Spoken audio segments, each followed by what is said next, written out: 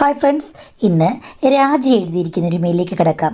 Madam, എൻ്റെ പേര് രാജി. എനിക്ക് 40 വയസ്സുണ്ട്. എൻ്റെ കല്യാണം കഴിഞ്ഞിട്ട് കുറേ വർഷങ്ങളായി. ഒരു കുട്ടിയുണ്ട്.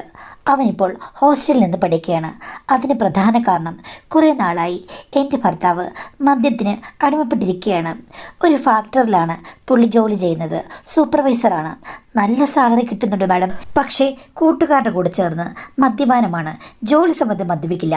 പക്ഷേ അത് കഴിഞ്ഞാൽ പിന്നെ ആമ്പലും വെള്ളവും പോലെയാണ്. ഫുൾ ടൈം തണ്ണിയിലാണ്. എന്ത് ചെയ്യാനാണ്? ഞാൻ ഒത്തിരി പറഞ്ഞു നോക്കി, പിണങ്ങി എൻ്റെ വീട്ടിൽ ചെന്ന് നിന്നു. എന്നിട്ടും ഗുണമൊന്നും ഉണ്ടായില്ല. എന്നോടുള്ള അടുപ്പം കുറഞ്ഞു വരികയും ചെയ്തു. മറ്റു പെണ്ണുങ്ങളുമായിട്ട് എന്തെങ്കിലും ബന്ധമുള്ളതായി ഞാൻ കണ്ടിട്ടില്ല. എന്നാലും ഭാര്യയും ഭർത്താവും തമ്മിൽ എന്തെങ്കിലും ഒരു ഇമ്പം വേണ്ടേ? ആ ഇമ്പം ഇവിടെയില്ല. ചുരുക്കം പറഞ്ഞാൽ ഒന്നുമില്ലാത്ത അവസ്ഥയിൽ ജീവിക്കുന്ന പോലെയായി. ഒരു 5 വർഷത്തിന് മുമ്പ് ഭർത്താവിനോട് ഞാൻ പറഞ്ഞു, ഞാനും മകനും കൂടെ എവിടേക്കെങ്കിലും പോവുകയാണ്, നിങ്ങൾ നിങ്ങളുടെ ഇഷ്ടത്തിന് നടന്നോളാൻ. കാരണം അന്ന് സാലറി പോലും ശരിക്ക് എൻ്റെ കയ്യിൽ കൊണ്ടു തരികയില്ല. അന്ന് പുള്ളി ഒരു നിബന്ധന വെച്ചു. ശരി, ഞാനൊരു കാര്യം ചെയ്യാം, സാലറിയൊക്കെ നിൻ്റെ കയ്യിൽ തരാം, നീയും മകനും കൂടെ ഇവിടെ എങ്ങാനും ജീവിച്ചോ, എനിക്ക് നിൻ്റെ അടുത്ത് വരാനും താല്പര്യമില്ല, നീ എൻ്റെ അടുത്ത് വരരുത്. ഞാൻ മദ്യപിച്ച് വന്നു കഴിഞ്ഞാൽ ഞാൻ വേറൊരു റൂമിൽ കിടന്നോളാം, നിന്നെ ശല്യപ്പെടുത്താൻ വരുന്നില്ല, നിനക്കിവിടെ നിൽക്കാൻ പറ്റുമോ എന്ന് ചോദിച്ചു. ഞാൻ പറഞ്ഞു, എനിക്ക് ജോലിക്ക് പോകണം, അല്ലാതെ എനിക്ക് ഇവിടെ ഇനി ജീവിക്കാൻ പറ്റില്ലെന്ന് പറഞ്ഞു. അപ്പോൾ നിനക്കിഷ്ടമുള്ള ജീവിതത്തിലേക്ക് പൊയ്ക്കോളൂ, ഞാൻ ഒരു കുറ്റവും പറയില്ല, പ്രശ്നമുണ്ടാക്കില്ല എന്ന് പറഞ്ഞതുകൊണ്ട് ഞാൻ ഞങ്ങളുടെ വീടിനടുത്തുള്ള ഒരു ഷോപ്പിൽ ജോലിക്ക് പോകാൻ തുടങ്ങി. പിന്നെ ഭർത്താവ് കുടിച്ചിട്ട് വരുന്നത് ഞാൻ കാര്യമാക്കാറില്ല. പണം അയാൾ സാലറി കിട്ടുമ്പോൾ എനിക്ക് വേണ്ടത്ര തരും. പുള്ളി വന്നു കഴിഞ്ഞ് കഴിഞ്ഞാൽ ഞാൻ പുള്ളിയുടെ മുറിയിൽ എല്ലാ ഫുഡ് ഐറ്റംസും എടുത്ത് വയ്ക്കും. പുള്ളി അവിടുന്ന് കഴിച്ച് പാത്രം തിരിച്ച് മേശപ്പുറത്ത് കൊണ്ടുവയ്ക്കും. എൻ്റെ മുറിയിലേക്ക് വരികയോ എന്നോട് മിണ്ടുകയോ ഒന്നും ചെയ്യില്ല. ആരോടോ ഫോണിലൊക്കെ രാത്രി തെറി വിളിക്കുന്നത് കേൾക്കാം. ഞാൻ മുറി അടിച്ചിട്ട് കിടന്നുറങ്ങും. പിന്നെ തെറി വർത്താനം പറഞ്ഞതുകൊണ്ടാണ് മകനെ ഞാൻ ഹോസ്റ്റലാക്കിയത്. അല്ലാതെ ഞാനും അദ്ദേഹവും തമ്മിൽ യാതൊരു ബന്ധവുമില്ല. എന്തിനാണ് ഇങ്ങനെ ജീവിക്കുന്നത്? അയാളെ ഉപേക്ഷിച്ചു കൂടെ എന്ന് പലരും ചോദിച്ചിട്ടുണ്ട്. പക്ഷേ എനിക്കെന്തോ ഇറങ്ങിപ്പോയി കഴിഞ്ഞ് കഴിഞ്ഞാൽ പിന്നെയും നമ്മൾ രണ്ടാം തരക്കാരിയാകില്ലേ? അതുകൊണ്ട് ഞാൻ പോയില്ല മാഡം. ഇതൊരു അഡ്ജസ്റ്റ്മെൻറ്റായി കരുതി അങ്ങനെ ജീവിച്ചു പോന്നു. കഴിഞ്ഞ 5 വർഷമായിട്ട് അങ്ങനെയാണ് ജീവിക്കുന്നത്. അദ്ദേഹത്തെ ഞാൻ ശല്യപ്പെടുത്താറില്ല, എന്നെയും ശല്യപ്പെടുത്താൻ വരാറില്ല. അന്നൊരു ഞായറാഴ്ച ദിവസമായിരുന്നു. അന്ന് എനിക്ക് ഡ്യൂട്ടി ഒന്നുമില്ല. ഞാൻ വീട്ടിലിരിക്കുകയാണ്. അന്ന് ഒരു 6 മണിയായി കാണും. ഭർത്താവ് പുറത്തങ്ങോട്ട് പോയിരിക്കുകയാണ്. വന്ന് കയറി കഴിഞ്ഞപ്പോഴേക്കും എന്നെ നോക്കി, ഞാനും തിരിച്ചു നോക്കി. മേശപ്പുറത്ത് എന്തോ വെച്ചിട്ട് കൈ കാണിച്ചു. ഞാൻ നോക്കിക്കഴിഞ്ഞപ്പോൾ കുറച്ച് പലഹാരങ്ങളാണ്. അയാളുടെ മുറിയിലേക്ക് കയറിപ്പോയി. ഞാൻ ഓർത്തു, എന്നാ ഇത്തിരി ചായ ഇട്ട് അദ്ദേഹത്തിൻ്റെ മുറിയിൽ കൊണ്ട് കൊടുക്കാം, പ്ലേറ്റിൽ ഈ പലഹാരങ്ങളിൽ 2 എടുത്ത് വെച്ച് കൊടുക്കാമെന്ന് വിചാരിച്ച് ചായ ഇടാൻ പോയി. അപ്പോൾ കോളിംഗ് ബെൽ അടിക്കുന്നത് കേട്ടു. പുള്ളി ചെന്ന് കതകം തുറക്കുന്നു. അത് കഴിഞ്ഞ ശേഷം അവിടെ ആരുടെയോ ഒച്ചയും ബഹളമൊക്കെ കേട്ടു. ഞാൻ പോയി നോക്കിക്കഴിഞ്ഞപ്പോഴേക്കും അതീവ സുന്ദരനായ ഒരു പയ്യൻ, 10-22 വയസ്സ് കാണും. ആ പയ്യൻ എൻ്റെ ഭർത്താവായിട്ട് തർക്കിക്കുകയാണ്. ചേട്ടൻ ചെയ്തത് ശരിയായില്ല, ഇങ്ങനെയല്ല ജീവിക്കേണ്ടത്, ഇത് ശരിയായ കാര്യമല്ല, ഞങ്ങളുടെ കുടുംബമാണ് തകർന്നത്, ചേച്ചിയെ ഒറ്റയ്ക്കാക്കരുത് എന്നൊക്കെ പറഞ്ഞ് ഭയങ്കര വഴക്കും വെക്കാണോ. എനിക്കാകെ അതിശയമായി. ഇതാരേ ഈ ചെക്കൻ? എന്തിനു വന്ന് അവൻ്റെ ചേച്ചിയെക്കുറിച്ച് പറയുന്നു? ഞാൻ അടുത്തിയെന്ന്, എന്താണ് മോനെ പ്രശ്നം? ഇവിടെ കിടന്ന് ബഹളം വെക്കരുത്, ഇവിടെ നാട്ടുകാരൊക്കെ ഉള്ളതാണ്. ഒന്നാമത് ഇയാളെ കൊണ്ട് എനിക്കിവിടെ ജീവിക്കാൻ പറ്റുന്നില്ല. അതിൻ്റെ കൂട്ടത്തിൽ നീയും വന്ന് കിടന്ന് ഇങ്ങനെ ചിലച്ചു കഴിഞ്ഞാൽ ശരിയാകില്ല എന്ന് പറഞ്ഞ് ഞാനും എന്തൊക്കെയോ പറഞ്ഞു. ഭർത്താവ് ഇടയിൽ കയറി എന്നെ ആശ്വസിപ്പിക്കാൻ ശ്രമിച്ചു. അപ്പോൾ ആ പയ്യൻ പറഞ്ഞു, ചേച്ചി കാര്യം എന്താണെന്നറിയാതെ ചേച്ചി കിടന്ന് ബഹളം വെക്കരുത്. ഞാൻ ചോദിച്ചു, എന്താ കാര്യം? നീ ബഹളം വെക്കാതെ എന്നോടങ്ങ് പറയാൻ. അപ്പോഴാണ് പയ്യൻ പറഞ്ഞത്, 10 വർഷമായിട്ട് എൻ്റെ ഭർത്താവ് അവരുടെ വീട്ടിലെ ചിലവുകളൊക്കെ നോക്കി നടത്തുന്നുണ്ട്. കാര്യം അവൻ്റെ ഏറ്റവും മൂത്ത ചേച്ചി ഭർത്താവിനെ ഉപേക്ഷിച്ച് വന്ന നാൾ മുതൽ എൻ്റെ ഭർത്താവാണത്രേ അവരുടെ കുടുംബം നോക്കുന്നത്. അത് കേട്ട് ഞാൻ ശരിക്കും ഞെട്ടിപ്പോയി. ഞാൻ ഓർത്തു, മദ്യമൊക്കെ കഴിച്ച് ഇയാളുടെ ശേഷിയെല്ലാം പോയതാണ്, അതുകൊണ്ടാണ് എന്നോട് താല്പര്യമില്ലാത്തതെന്ന്. എന്തായാലും ഈ കഥ കൊള്ളാം. ഇങ്ങനൊരു മിടുക്കൻ തന്നെ. ഞാൻ ഒരു മണ്ടി. എനിക്ക് കരച്ചിൽ വന്നു. എങ്കിലും ചെക്കനെ വീടിനകത്ത് കയറ്റിയിരുത്തി കാര്യങ്ങൾ ചോദിച്ചപ്പോൾ അവൻ വിശദമായിട്ട് പറഞ്ഞു, എൻ്റെ ഭർത്താവാണ് ആ സ്ത്രീയുടെ പുറകെ പോയത്, അപ്പോൾ അവരെ കുറ്റം പറയാൻ പറ്റില്ലല്ലോ. ഞാൻ പറഞ്ഞു, എന്ത് ചെയ്യാനാ, ഇങ്ങയുടെ സ്വഭാവം ഇങ്ങനെയാണ്, ഞാൻ എന്ത് ചെയ്യണമെന്ന് നീ പറയൂ. ഇങ്ങേർക്ക് വേറൊരു ഭാര്യയും കുട്ടിയുണ്ടെന്ന് അറിഞ്ഞിട്ടല്ലേ അവൾ സ്വീകരിച്ചത്, അവളത് ചെയ്യാമോ? ഇങ്ങേരാണെങ്കിൽ കുടിച്ചു നടക്കുന്ന ആളുമാണ്, അയാളുടെ കുടിയേക്ക് പ്രോത്സാഹിപ്പിക്കുകയും ചെയ്തു. ശരി, സ്നേഹമാണ് എങ്കിൽ ആ കുടി നിർത്തിക്കാനെങ്കിലും നിന്റെ പെങ്ങളെ കൊണ്ട് കഴിഞ്ഞില്ലേ എന്നൊക്കെ ഞാൻ ചോദിച്ചു. അപ്പോഴേക്കും അവൻ പറഞ്ഞു, എനിക്ക് അതിനുള്ള കഴിവില്ലായിരുന്നു, ഞാൻ ഒരു കൊച്ചു പയ്യനല്ലേ, എനിക്കന്ന് പ്രായപൂർത്തി പോലും ആയിട്ടില്ല, ഇപ്പോഴല്ലേ കാര്യങ്ങൾ കോംപ്ലിക്കേറ്റഡ് ആയത്. ചേച്ചി അവിടെ കിടന്ന് കരയുകയാണ്, 3 ആഴ്ചയായി ഇയാൾ ഫോൺ എടുക്കുന്നില്ല, അതുകൊണ്ടാണ് അങ്ങോട്ട് വരുന്നുമില്ല. ഞാൻ പറഞ്ഞു, പിടിച്ചോണ്ട് പോ, ആ വീട്ടിൽ തന്നെ താമസിപ്പിക്ക്, എൻ്റെ മകനും എനിക്കുള്ള ചെലവിന് തന്നാൽ മതി, എനിക്ക് ഇനി ഇയാളെ താങ്ങാൻ വയ്യ എന്നൊക്കെ പറഞ്ഞു. അപ്പോഴേക്കും ഭർത്താവ് വന്ന് ആ ചെക്കനോട് വഴക്കുണ്ടാക്കി. അവനൊരു പാവമാണെന്ന് എനിക്ക് തോന്നി. ഞാൻ പറഞ്ഞു, നിങ്ങൾ അവൻ്റെ തോളിൽ കയറണ്ട, ആ ചെക്കൻ ഒരു സാഹചര്യം ഉണ്ടായപ്പോഴല്ലേ ഇങ്ങോട്ട് വന്നത്, ഇതുവരെയും വന്നില്ലല്ലോ, അതുകൊണ്ട് കൂടുതലൊന്നും പറയണ്ട, അവൻ്റെ കൂടെ പോകുമെന്ന് പറഞ്ഞു. ഞാനാണ് പറഞ്ഞു വിട്ടത്. തലവേദന ഒഴിയട്ടെ, അവിടെങ്ങാനും പോയി നിൽക്കട്ടെ, ഇനിയിപ്പോൾ പൈസ തന്നില്ലെങ്കിലും വേണ്ട, സ്വയം അധ്വാനിച്ച് ജീവിക്കാം എന്ന് ഞാൻ വിചാരിച്ചു. പക്ഷേ ഒരാഴ്ച കഴിഞ്ഞ് ഭർത്താവ് തിരിച്ചു വന്നു. അവിടെ നിൽക്കാൻ എന്നോട് വിളിച്ച് പറഞ്ഞിരുന്നു. അപ്പോൾ ഈ ചെക്കന് കൂടെയുണ്ട്. ഞാൻ ചോദിച്ചു, ഇവനെ എന്തിനാ കൊണ്ടുവന്നെന്ന്. അപ്പോൾ ഇനി മുതൽ ഇവനോട് നിൽക്കുകയാണ്, ഒരു മുറി ഒഴിവായി നിൽക്കുന്നുണ്ടല്ലോ, നമ്മുടെ മോൻ്റെ മുറി, അപ്പോൾ അവനോട് താമസിച്ചോളും. അല്ല, ഇവനെന്തിനിവിടെ താമസിക്കുന്നത്? അതെ, അവനിവിടെ ഒരു കോഴ്സിന് അഡ്മിഷൻ കിട്ടി, അവനത് പഠിക്കട്ടെ, ഒരു 6 മാസം കഴിഞ്ഞിട്ട് അവനങ്ങ് പോയിക്കോളും, നീ അവനോട് വഴക്കിടാൻ പോകരുതെന്ന് പറഞ്ഞു. എനിക്ക് സത്യം പറഞ്ഞാൽ അവൻ്റെ പെങ്ങളാരാന്നോ ഇയാൾ അവളുമായിട്ടുള്ള ബന്ധം എന്താണെന്നോ ഒന്നും അറിയില്ലല്ലോ, ഞാൻ കണ്ടിട്ടില്ല.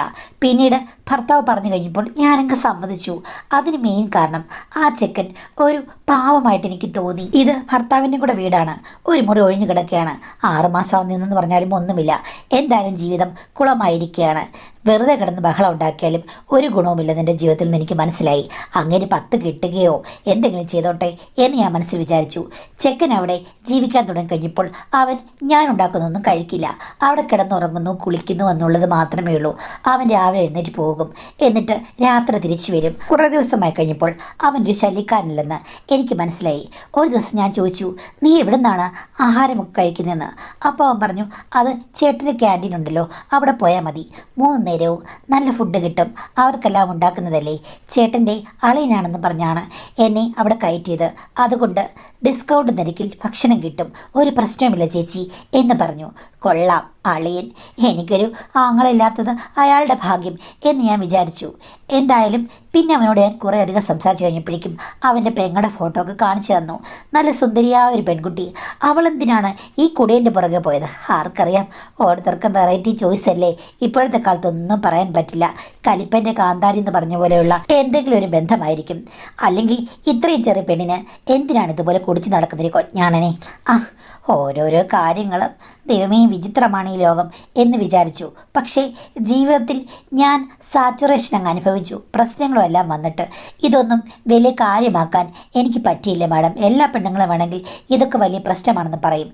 പക്ഷേ പ്രശ്നങ്ങൾ അനുഭവിച്ച് എനിക്കിതൊന്നും ഒന്നുമല്ലാതായി.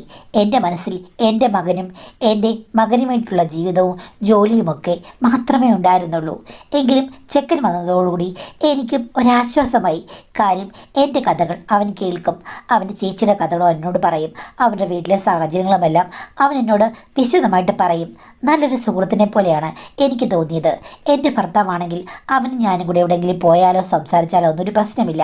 പിന്നെ ഞങ്ങൾ രണ്ടുപേരും കൂടി അമ്പലത്തിൽ പോകാൻ തുടങ്ങി, സാധനങ്ങളൊക്കെ വാങ്ങാൻ തുടങ്ങി, പച്ചക്കറി വാങ്ങിക്കാൻ പോകാൻ തുടങ്ങി. അങ്ങനെ എൻ്റെ മകൻ ഇവിടെ ഇല്ല, ഉണ്ടെങ്കിൽ അവൻ കൊച്ചു പയ്യനാണ്, ഇവരെ പോലെ അവൻ ജോലി ചെയ്യില്ലല്ലോ. അങ്ങനെ വീട്ടിലെ പല കാര്യങ്ങളും ചെക്കൻ ചെയ്യാൻ തുടങ്ങി. എൻ്റെ ഭർത്താവ് നേരത്തെ പോകും, ഞാനും അവനും കൂടെ ഒരുമിച്ചാണ് ഇറങ്ങുന്നത്. ഒരു ദിവസം രാവിലെ മാഡം ഞാൻ ഇറങ്ങാൻ തുടങ്ങുമ്പോഴുണ്ട് അവൻ്റെ മുറിയിൽ നിന്ന് അയ്യോ എന്നൊരു ശബ്ദം. ഞാൻ ഓർത്തത് എന്താ, ചെക്കൻ എന്ത് പറ്റി, എന്തെങ്കിലും കണ്ട് പേടിച്ചോ? അങ്ങോട്ട് ചെന്ന് കഴിഞ്ഞപ്പോഴേക്കും എന്നോട് പറഞ്ഞു, ചേച്ചി ഇങ്ങോട്ട് വരല്ലേ, ഇത്തിരി പ്രശ്നത്തിലാണ്. ഞാൻ ചേച്ചി എന്താടാ പ്രശ്നം അങ്ങ് പറ. അത് പറയാൻ പറ്റത്തില്ല, ഇങ്ങോട്ട് വരല്ലേ, ഞാൻ അത് ശരിയാക്കട്ടെ. എന്താടാ, എന്ത് പറ്റി? ദേ നീ പറഞ്ഞില്ലെങ്കിൽ അങ്ങോട്ട് കയറി വരുവേ എന്ന് പറഞ്ഞപ്പോൾ അവൻ പറഞ്ഞു, സിബ് കുടുങ്ങി ചേച്ചിയെന്ന്. അത് കേട്ട് കഴിഞ്ഞപ്പോഴേക്കും ഞാനില്ലേ അങ്ങ് അറിയാതെ പൊട്ടിച്ചിരിച്ചു. ഇവിടെ മനുഷ്യന് വലിയ വേദനയാ ചേച്ചി എന്നെ കളിയാക്കി ചിരിക്കുന്നതെന്നും. ഞാൻ പറഞ്ഞു, കളിയാക്കി ചിരിച്ചല്ലടാ, കാര്യം കേട്ട് കഴിയുമ്പോൾ ഞെട്ടിപ്പോയതാ. ഏതെങ്കിലും ഒരാൾക്ക് ഇങ്ങനെ സംഭവിക്കുമോ? അടിയിൽ എന്തെങ്കിലും ഉപയോഗിക്കണ്ടേ? നീ അതില്ലാതായത് കൊണ്ടല്ലേ ഇങ്ങനെ പറ്റിയത് എന്ന് ചോദിച്ചപ്പോഴേക്കും അവൻ പറഞ്ഞു, അതെല്ലാം നനഞ്ഞു കിടക്കാം. നനഞ്ഞു കിടന്നെങ്കിൽ നിനക്ക് അയൺ ചെയ്യാൻ മേലായിരുന്നു. എന്താ നീ നനച്ച് കളഞ്ഞത്? കുറേ എണ്ണം ഉണ്ടല്ലോ, 7 എണ്ണം മേളിൽ നനച്ചിട്ടൊക്കെ നീ കണ്ടിട്ടുണ്ടല്ലോ. അതൊന്നും ഉണങ്ങിയില്ല. ഉണങ്ങിയില്ലെങ്കിൽ അവിടെ കുരുങ്ങി കിടക്കട്ടെ. നിന്റെ ജീവിതം പോയി. നീ കല്യാണം കഴിച്ചെന്ന് പറഞ്ഞാൽ യാതൊരു ഉപയോഗമില്ല. ഉള്ളതാണോ ചേച്ചി? ഇനിയിപ്പോൾ എന്ത് ചെയ്യും? നമുക്ക് ഹോസ്പിറ്റലിൽ പോകാം. അവിടെ ചെന്ന് സർജന്മാരെ വല്ലതും കാണിക്കാം. സർജന്മാരാകുമ്പോൾ തിങ്ങിയെടുക്കും.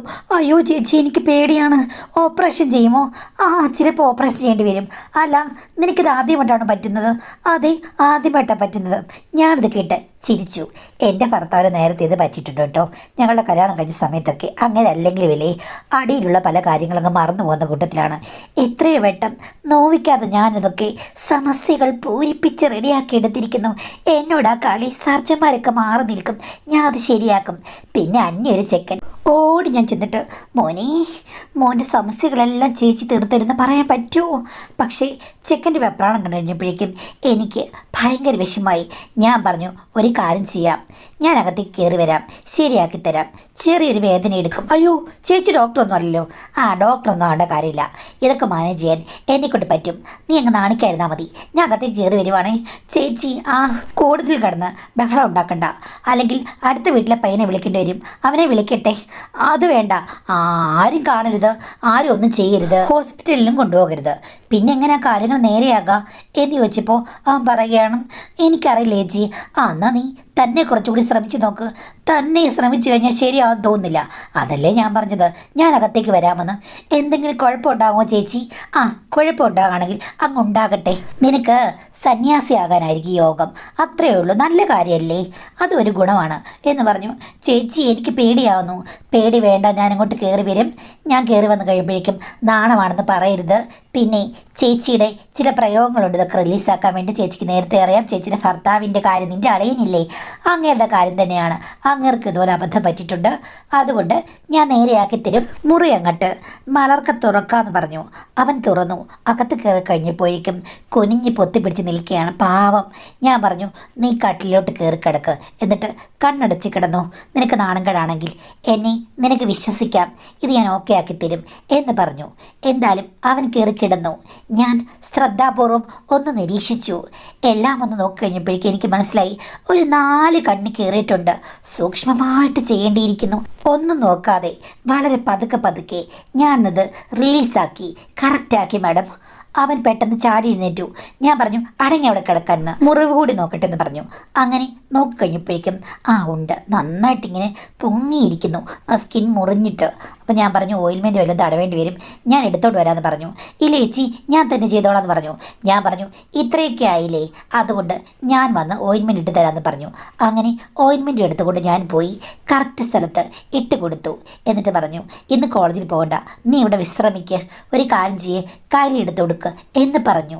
പക്ഷേ മാഡം, ആ ഒരു മൊമെൻറ്റിലാണ് എൻ്റെ മനസ്സ് മാറിപ്പോയത്. കാര്യം ഞാൻ കൈകാര്യം ചെയ്തത് അത്രയും നേരം ഞാൻ ശ്രദ്ധിച്ചിട്ടില്ല. പക്ഷേ ഒരു മുതൽക്കൂട്ടാകുന്ന കാര്യങ്ങളിലൂടെയാണല്ലോ എൻ്റെ കണ്ണ് പോയത്, എൻ്റെ കൈ പോയത് എന്നോർത്ത് കഴിഞ്ഞപ്പോഴേക്കും ഞാൻ ഞെട്ടിപ്പോയി. അവൻ്റെ 22 വയസ്സിന് ഞാൻ ഇത്രയും പ്രതീക്ഷിച്ചതല്ല. കുത്തുവിളക്ക് തെളിഞ്ഞതാണോ, അതോ കൊന്നമരം അങ്ങ് വളർന്നു വലുതായതാണോ, അതോ മാനത്തുനിന്ന് വന്നതാണോ, ഇനി കുന്നത്തെ സൂര്യൻ ഉദിച്ചതുപോലെ ഉദിച്ചു പൊങ്ങി വരുമോ? ഞാൻ ഇതെല്ലാം കണ്ട് വികാരവിവശയായി അത്ഭുതപ്പെട്ടു പോയി. അതിലെന്നെ തെറ്റു പറയാൻ പറ്റുമോ മാഡം? വർഷങ്ങളായി ഉണങ്ങിക്കിടന്ന എൻ്റെ ജീവിതത്തിൽ ഒരു ഉണർവ് അന്നാണ് ഞാൻ കണ്ടത്. പക്ഷേ ഞാനത് പ്രകടിപ്പിച്ചില്ല. തെറ്റാണെന്ന് എനിക്കറിയാം. എങ്ങൊന്നോ വന്ന ഒരു ചെക്കൻ അവനിവിടെ വന്നിട്ട് എനിക്ക് ശല്യവുമില്ല, ഒന്നുമില്ല. അവനെ ഞാൻ കയറി ശല്യപ്പെടുത്തുന്നത് ശരിയല്ലോ, വേണ്ടാന്ന് മനസ്സിൽ വിചാരിച്ചു. പക്ഷെ 3-4 ദിവസം കഴിഞ്ഞപ്പോൾ ഞാൻ അവനോട് ചോദിച്ചു, എടാ അത് ഉണങ്ങിയോന്ന്? ഇപ്പോൾ ഓക്കെ ആയെന്ന് പറഞ്ഞു. ആ സമയത്ത് ഞാൻ പറഞ്ഞു, ഓക്കെ ആണോന്നറിയാൻ എനിക്ക് കണ്ടേ മതിയാകുമെന്ന്. ചേച്ചി എന്തായി പറഞ്ഞെന്നും? അതെ, എനിക്ക് അധികാരവും അവകാശവുമുണ്ട്. കാര്യം അങ്ങനെയല്ല നീ പറയരുത്. നിന്റെ ജീവിതത്തിൽ വേറെ പെണ്ണുങ്ങൾ ഉണ്ടായിട്ടുണ്ടോ എന്ന് ചോദിച്ചു. അപ്പോൾ അവൻ പറഞ്ഞില്ലെന്ന്. ഞാൻ പറഞ്ഞു, ആദ്യമായിട്ട് ഇങ്ങനെയൊരു കാര്യം സ്വന്തമാക്കുന്ന അല്ലെങ്കിൽ കാണുന്ന പെണ്ണ് അത് ഒരിക്കലും ഒരു പുരുഷനും ഒരു സ്ത്രീയും മറക്കില്ല. അപ്പോൾ എനിക്ക് നിന്നിലും പിന്നെ ചില കാര്യങ്ങളിലും അവകാശമുണ്ടെന്ന് പറഞ്ഞ് ഞാൻ തലസ്ഥാനത്തൊരു വട്ടം വരച്ചു. അപ്പോൾ അവനൊന്നും മിണ്ടിയില്ല. പരവശയായി ഞാൻ അവനോട് ചോദിച്ചു, ഞാൻ പറഞ്ഞതിൽ അർത്ഥമില്ലേ? ഞാൻ പറഞ്ഞതിൽ ന്യായമില്ലേ? എനിക്ക് അവകാശമില്ലേ? കാണാൻ എനിക്ക് അവകാശമില്ലേടാ എന്ന് ഞാൻ ചോദിച്ചു കഴിഞ്ഞപ്പോഴേക്കും അവൻ അലസമായിട്ട് പറഞ്ഞു, ഉണ്ടായിരിക്കാമെന്ന്. അപ്പോൾ ഞാൻ അവനെ വെറുതെ വിടുമോ മാഡം? ഞാൻ പറഞ്ഞു, ഉണ്ടായിരിക്കാം എന്നല്ല, ഉണ്ടെന്ന് പറയണമെന്ന് പറഞ്ഞു. അപ്പോൾ അവനത് പറയാൻ ഒരു ബുദ്ധിമുട്ട്. ഉണ്ടോടാ എന്ന് ചോദിച്ചു കഴിഞ്ഞപ്പോഴേക്കും അവൻ അവസാനം പറഞ്ഞു ഉണ്ടെന്ന്. പിന്നെ ഞാൻ മുറിവ് പരിശോധിക്കുന്ന ഒരു ഡോക്ടറാകുകയായിരുന്നു. പക്ഷേ എൻ്റെ ഓയിൻമെൻറ്റ് ഫലിച്ചു. അവിടെ ഇപ്പോൾ കാര്യമായ പ്രശ്നങ്ങളൊന്നുമില്ല. എല്ലാം ഓക്കെ ആയല്ലോ എന്ന് ചോദിച്ചു. ആണെന്ന് പറഞ്ഞ് അവൻ തലയാട്ടി. അവന് നാണം മാത്രമേ ഉള്ളൂ എന്നും മറ്റു പ്രശ്നങ്ങളൊന്നുമില്ലെന്നും എനിക്ക് മനസ്സിലായി. കാര്യം ചില ഉയർച്ച താഴ്ചകൾ ഞാൻ കാണുന്നുണ്ടായിരുന്നു. പിന്നെ ഞാനൊന്നും നോക്കിയില്ല. നമ്മൾ ഭരണിയിൽ നിന്ന് അച്ചാർ പുറത്തെടുത്തു കഴിഞ്ഞാൽ എന്താ മാഡം ചെയ്യുക? രുചി നോക്കുകയല്ലേ ആദ്യം ചെയ്യുക. പാകമായോ എന്ന്. അതുതന്നെയാണ് അവിടെ സംഭവിച്ചത്. അവൻ ഞെട്ടിപ്പോയെന്ന് തോന്നുന്നു. പക്ഷേ എന്നെ പ്രതിരോധിക്കാൻ അവനാകുമായിരുന്നില്ല. ആവേശക്കാവടി തുള്ളിയ എൻ്റെ മനസ്സിനെ അവനെ നിയന്ത്രിക്കാൻ പറ്റുമോ? ഒരിക്കലുമില്ല. ചക്രവാക പക്ഷിയെപ്പോലെ ഞാൻ നൃത്തം ചെയ്യുകയായിരുന്നു. ചെക്കൻ്റെ ജീവിതത്തിലെ ആദ്യത്തെ അനുഭവമാണെന്ന് എനിക്ക് മനസ്സിലായി. എക്സ്പീരിയൻസ് ഉള്ള എനിക്ക് ആദ്യത്തെ അനുഭവം ഏറ്റവും നവ്യമാക്കാൻ അറിയാമല്ലോ. അതുകൊണ്ട് ഞാനും പല രീതിയിലുള്ള പൊടിപ്പും തൊങ്ങലുകളും ചേർത്ത് കൊടുത്തു. അങ്ങനെ എൻ്റെ ജീവിതത്തിൽ ഏറ്റവും മികച്ചത് എനിക്ക് ലഭിച്ചുവെന്ന് പറയാം. അതുമാത്രമല്ല, എൻ്റെ ഭർത്താവ് ഒരു മരപ്പാഴ്. പക്ഷെ അയാളിൽ നിന്ന് എനിക്ക് കിട്ടിയ ഏറ്റവും വലിയ ഗുണമാണ് എൻ്റെ പപ്പക്കുട്ടൻ. അതുകൊണ്ട് പിന്നെ ഞാൻ അയാളെ നന്ദിയോടുകൂടി സ്മരിച്ചിട്ട് ആവേശത്തിൽ അമർന്നു തുള്ളി. പറഞ്ഞിട്ട് കാര്യമില്ല. ഭൂലോകം അന്ന് വട്ടം കറങ്ങുന്നത് വളരെ സ്പീഡിലാണെന്ന് എനിക്ക് തോന്നിപ്പോയി. എന്തായാലും ചെക്കൻ എൻ്റെ അടിമയെ പോലെയായി. അവൻ എൻ്റെ ആരാധകനായി. ചേച്ചി എന്ന് പറഞ്ഞ് എന്നെ ചുറ്റി ചുറ്റി വരാൻ തുടങ്ങി. ഓരോ നിമിഷവും അവൻ എന്നെ പ്രണയത്തിലാക്കാൻ തുടങ്ങി. കിട്ടുന്ന സമയങ്ങളിലെല്ലാം ഞങ്ങൾ ഒന്നിച്ചിരിക്കാൻ തുടങ്ങി. എനിക്ക് കിട്ടിയ ഒരു പുണ്യമാണ് അവനെന്ന് മനസ്സിലായി മാഡം. ഞങ്ങൾ മുന്നും പിന്നും നോക്കാതെയുള്ള ഒരു ബന്ധത്തിലായിരുന്നു. ഭർത്താവ് താമസിച്ചു വരുന്നത് ഞങ്ങൾക്ക് ഒരു ഉപകാരമായി. പക്ഷേ ഞാൻ മുന്നും പിന്നും നോക്കിയില്ല. 40 വയസ്സായതുകൊണ്ട് എനിക്ക് ഇനി ഒന്നുമില്ല എന്നാണ് വിചാരിച്ചത്. എൻ്റെ പൊട്ടത്തരമായിരുന്നു മാഡം. ഇപ്പോൾ എൻ്റെ ഡേറ്റ് തെറ്റിയിരിക്കുകയാണ്. ഞങ്ങൾ നോക്കി ഉറപ്പുവരുത്തി. അവൻ പറഞ്ഞത് നമുക്കിതുമായി മുന്നോട്ട് പോകാം. കാരണം അങ്ങേര് ശരിയല്ല. എനിക്ക് ഇതൊഴിവാക്കാൻ തോന്നുന്നില്ല. ചേച്ചി എൻ്റെ കൂടെ നിൽക്കൂ, നമുക്ക് എവിടെയെങ്കിലും പോയി ജീവിക്കാമെന്നൊക്കെയാണ് പറഞ്ഞത്. ഞാനും ഓർക്കുന്നത് ഭർത്താവിനോടങ്ങ് പറഞ്ഞ് കാര്യങ്ങൾ എല്ലാം അയാളുടെ വഴിക്ക് വിട്ടിട്ട് ഞാനും അവനും കൂടെ എവിടേക്കെങ്കിലും പോയാലോ എന്നാണ്. എന്താണ് മാഡം മാഡത്തിൻ്റെ അഭിപ്രായം? എന്തായാലും നിങ്ങളുടെ ജീവിതത്തെ പിടിച്ചു കുലുക്കിയ പല സംഭവങ്ങളും ഈസി ആയിട്ട് ഹാൻഡിൽ ചെയ്തിട്ടുള്ള ഒരാളാണ് നിങ്ങൾ. അപ്പോൾ നിങ്ങൾക്ക് കൂടുതൽ ഒന്നും പഠിപ്പിച്ച് തരേണ്ട ആവശ്യമില്ല. നിങ്ങൾക്ക് എല്ലാം അറിയാം. അപ്പോൾ ഈ ചെക്കൻ്റെ കൂടെയുള്ള ജീവിതം ശാശ്വതമാകുമോ എന്ന് ചോദിച്ചു കഴിഞ്ഞാൽ ഞാൻ പറയും ഇല്ല. കാര്യം ഒരു കൊച്ചു പയ്യനാണ്. അവൻ എത്ര നാൾ നിങ്ങളെ ഭാര്യയായിട്ട് കൊണ്ടു നടക്കുമെന്നോ അല്ലെങ്കിൽ സ്നേഹിക്കുമെന്നോ ഒന്നും അറിയില്ല. ഇപ്പം അടുത്തിരിക്കുമ്പോൾ പ്രത്യേകിച്ച് ബാധ്യതകളൊന്നുമില്ല. ആ സമയത്ത് മാത്രമായിരിക്കും അവന് സ്നേഹം. ഭാവിയിൽ അവന് 40 വയസ്സാകുമ്പോഴേക്കും നിങ്ങൾക്ക് എത്ര വയസ്സാകുമെന്ന് ആലോചിച്ച് നോക്കൂ. അപ്പോൾ നിങ്ങളെ സ്നേഹിക്കണം എന്നില്ല, നിങ്ങൾ അനാഥയായി പോകും. അതുകൊണ്ട് നിങ്ങൾ നിങ്ങളുടെ വീട്ടിൽ കഴിയുന്നതാണ് നല്ലത്. ഒളിച്ചോടാനും ആവശ്യമില്ലാത്ത കാര്യങ്ങൾക്ക് ഒന്നും പോകേണ്ട കാര്യമില്ല. ഇതിപ്പം മൂടി വയ്ക്കാൻ പറ്റുകയില്ല. ഒന്നുകിൽ ഒഴിവാക്കുക, അല്ലെങ്കിൽ നിങ്ങൾ എന്ത് ചെയ്യണം, ഇത് മുന്നോട്ട് കൊണ്ടുപോകണം. ഒരു കുട്ടി വേണമെന്നുണ്ടെങ്കിൽ നിങ്ങളുടെ ഭർത്താവ് എന്തായാലും അറിയാലോ, അന്ന് വലിയൊരു പൊട്ടിത്തെറി ഉണ്ടാകും. അപ്പോൾ അതിനു മുമ്പ് അങ്ങേരോട് പറയുക. കാര്യം അങ്ങേര് കാണിച്ച ഒട്ടും ശരിയല്ല. അങ്ങേര് നിങ്ങളെ ഉപേക്ഷിച്ചിട്ട് നിങ്ങളുമായിട്ട് യാതൊരു ബന്ധവുമില്ലാതെ വേറൊരു പെണ്ണിൻ്റെ വീട്ടിൽ അവർക്ക് ചിലവിന് കൊടുത്ത് അവിടെ താമസിക്കുകയാണ്. ആ വകയിൽ കുട്ടികളൊന്നും ഇല്ലെങ്കിലും അതൊരു സ്ട്രോങ് ആയ ബന്ധമാണ്. അത് ഇപ്പോഴും കണ്ടിന്യൂ ചെയ്യുന്നുണ്ട്. എന്നിട്ട് അവരുടെ ആങ്ങളെ കൊണ്ട് ഇവിടെ താമസിപ്പിച്ച് മുന്നോട്ട് പോവുകയാണ്. അപ്പോൾ അങ്ങയുടെ ചെയ്തികളെല്ലാം നിങ്ങൾ സഹിച്ച് താമസിച്ചു. നിങ്ങൾ എന്ത് ചെയ്താലും അയാൾക്കൊരു കുഴപ്പമില്ലെന്നാണ് അയാൾ പറഞ്ഞത്. അപ്പോൾ പിന്നെ ഈ ഒരു ബന്ധത്തിൽ അങ്ങേർക്ക് യാതൊരു കുഴപ്പവും ഉണ്ടാകാനുള്ള സാധ്യതയില്ല. അപ്പോൾ കാര്യങ്ങൾ മുന്നോട്ട് കൊണ്ടുപോവുകയാണെങ്കിൽ ധീരമായ തീരുമാനം എടുക്കേണ്ടി വരും. ഇവരോടൊക്കെ പറയേണ്ടി വരും. പറയുമ്പോൾ ഭർത്താവിനോട് ന്യായവാദങ്ങൾ നിങ്ങൾ ഉന്നയിക്കേണ്ടി വരും. നിങ്ങൾക്ക് അങ്ങനെയാണെങ്കിൽ എനിക്കും ആകാം. നിങ്ങളുടെ ഭാര്യയായിട്ടൂടെ കഴിയുകയാണ്. 40-ാം വയസ്സിൽ കുട്ടികളൊന്നും ഉണ്ടാകില്ലെന്നില്ലല്ലോ. അതുകൊണ്ട് നിങ്ങളുടെ കുട്ടിയായിട്ട് ഇതിനെ വളർത്താൻ പോവുകയാണ്. നിങ്ങൾ അഡ്ജസ്റ്റ് ചെയ്യണം. നിങ്ങൾ നിങ്ങളുടെ കാര്യം നോക്കുക. ഞാനും ഇവനും എൻ്റെ കാര്യം നോക്കി ഇവിടെ കഴിയും. നാട്ടുകാരും വീട്ടുകാരും ഒന്നും അറിയാൻ പോകുന്നില്ല. നിങ്ങൾ അങ്ങ് അഡ്ജസ്റ്റ് ചെയ്താൽ മതി. നിങ്ങളുടെ ജീവിതം എൻ്റെ ജീവിതം ആ ഒരു രീതിയിൽ അങ്ങ് പോയിക്കോളും എന്ന് പറയുക. കാര്യം ഇത്ര വലിയ അഡ്ജസ്റ്റ്മെൻറ്റുകൾക്കൊക്കെ തയ്യാറായ ഭർത്താവാണല്ലോ. അപ്പോൾ ഇതും അഡ്ജസ്റ്റഡ് ആകും. രണ്ടുപേരും തത്തുല്യമായതുകൊണ്ട് ഇവിടെ വലിയ പൊട്ടിത്തെറികൾ പ്രതീക്ഷിക്കേണ്ട കാര്യമില്ല. അപ്പോൾ അത് പറഞ്ഞ് സമാധാനപ്പെടുത്തിയെടുക്കുക. പിന്നെ ആ ചെക്കൻ്റെ വീട്ടുകാർ അല്ലെങ്കിൽ പുറത്താരെങ്കിലുമൊക്കെ അറിഞ്ഞു കഴിഞ്ഞാൽ എന്തോന്നറിയില്ല. അപ്പോൾ ഉള്ളിൽ തന്നെ അത് ഡീൽ ചെയ്യാൻ പറ്റുമെങ്കിൽ അങ്ങനെ ചെയ്യുക, ഇത് മുന്നോട്ട് കൊണ്ടുപോകുന്നുണ്ടെങ്കിൽ. അല്ലെന്നുണ്ടെങ്കിൽ അത് ഒഴിവാക്കിയിട്ട് നിങ്ങൾ രണ്ടുപേരും കൂടെ പഴയതുപോലെ ഒരു വീട്ടിൽ കഴിയുക. പ്രണയമൊക്കെ നിങ്ങളുടെ ഉള്ളിലിരിക്കുക. അത്യാവശ്യം അഡ്ജസ്റ്റ് ചെയ്ത് പോവുക. അപ്പോൾ നാട്ടുകാരും അറിയില്ല, വീട്ടുകാരും അറിയില്ല, പ്രശ്നങ്ങളൊന്നും ഉണ്ടാകില്ല. ഇത്തരം അബദ്ധങ്ങൾ പറ്റാതിരിക്കാൻ ശ്രമിക്കുക. അതിന് പകരം ഒളിച്ചോടിപ്പോയി അവൻ്റെ കൂടെ പ്രേമിച്ച് ജീവിച്ച് ഭാര്യ ഭർത്താക്കന്മാരായിട്ട് കഴിയാം എന്നൊക്കെ പറഞ്ഞത് കുറച്ച് നാളത്തേക്ക്, ചിലപ്പോൾ 1-2 വർഷത്തേക്കത് നല്ലതായിരിക്കാം. അല്ലെങ്കിൽ പ്രണയം തോന്നുമായിരിക്കാം. അത് കഴിയുമ്പോഴേക്കും അവനവൻ്റെ പാടിനെ പോകും. അടുത്തൊരു കുട്ടിയും കൊണ്ട് നിങ്ങൾ പിന്നെയും രണ്ടാമത്തെ ബുദ്ധിമുട്ട് അനുഭവിക്കേണ്ടി വരും. അപ്പോൾ അത്തരം കാര്യങ്ങളൊക്കെ പോകാതിരിക്കുന്നതല്ലേ നല്ലത്. നമ്മൾ ഈ സമൂഹത്തിൽ ജീവിച്ച് എന്തെല്ലാം കഥകൾ കേൾക്കുന്നു. അപ്പോൾ അത്തരം അബദ്ധങ്ങളിലേക്ക് ചെന്ന് ചാടാതിരിക്കാൻ വേണ്ടി സമർത്ഥമായിട്ട് അത് ഹാൻഡിൽ ചെയ്യുക. ഞാൻ പറഞ്ഞതിൽ നിന്ന് നിങ്ങൾക്ക് എടുക്കാവുന്നത് എടുക്കുക, അല്ലാതെ തള്ളിക്കളയുക. അതേപോലെ ബുദ്ധിപൂർവ്വം പ്രവർത്തിക്കുക കേട്ടോ.